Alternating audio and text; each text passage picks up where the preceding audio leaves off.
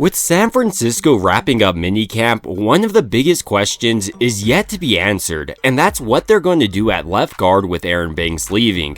While they have Spencer Burford, they also picked up a guard in Connor Colby out of the draft. And honestly, he may start. When you look at what he did at Iowa, for instance, as a true freshman in 2021, he was able to come in and earn a starting job, and over the course of his 4-year career, he was able to start in a total of 50 games. So he's reliable and durable to say the least. And even if he's not able to immediately grab onto the starting job for San Francisco, he does have the versatility they love, as he started all across the offensive line at Iowa. On top of that, Colby is a perfect fit for Kyle Shanahan's offense that requires offensive linemen to pull, make their way up to the second level, as well as make their way out on screens. At the combine, for instance, despite coming in at 6'6", weighing right around 310 pounds, he was able to run his 40-yard dash in 5.11 seconds, and his 10-yard split was even more impressive, coming in at 1.78 seconds. So in this video, I want to peel back the layers on the player that is Connor Colby to really see if he has the potential to start this rookie year like Dominic Pooney did last year. And initially starting out, I do want to focus on his run blocking, as he truly excels there. He's a mauler. Specifically during his time at Iowa, we routinely saw him get out on the move in their zone blocking oriented scheme, and on this play specifically, I love first how he's able to engage with his defensive lineman, then disengage, make his way up to the backer, and you can see how this really creates his running lane for this back. So even though the back is getting the touchdown on the play, it is really set up by Connor Colby here. In a similar way on this outside zone run, Colby is responsible for double teaming this defensive lineman up to the second level.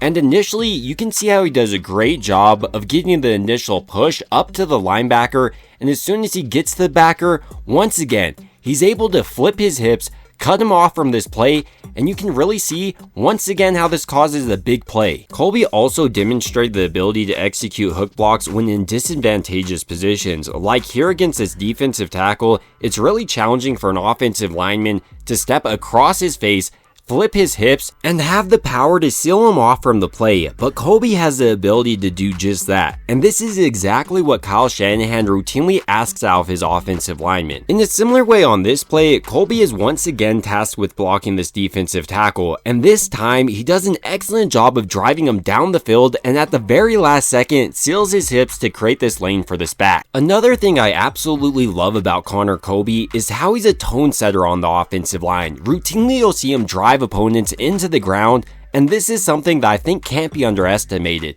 It really wears down the defensive line as the game goes, and I also love how Colby never gives up on a play, because that one play you do decide to give up on will be the play you give up a sack. Another thing about Colby, because he does have those 50 collegiate career starts, you rarely see him miss a blocking assignment, so he's ahead of a lot of rookies in that aspect. As far as his pass protection goes, he does get into his pass sets pretty quickly, has a wide base, and attacks defensive linemen with strong hands, often disrupting their initial pass rush move. But with those pauses being noted, he does have some areas of concern, with one of the most notable being his arm length of 32 inches, and he's also a little bit undersized, coming in at 309 pounds. And while he does get into his pass sets quickly, sometimes he sets a little bit too heavy on the outside, which allows defensive linemen to easily shoot inside on him. Another concern in his pass protection, when left alone on an island, sometimes he'll struggle to mirror defensive linemen, especially if it's a more talented defensive end. But even with those concerns, Colby makes a lot of sense for San Francisco's offense that really relies on an offensive lineman's ability to get out on the move and be that mauler Colby is in the running game. So heading into his rookie campaign, I really wouldn't be surprised to see him snag onto the starting left guard job, but ultimately, these are just some of my thoughts about Connor Colby as a player, and I'd like to hear your thoughts down below.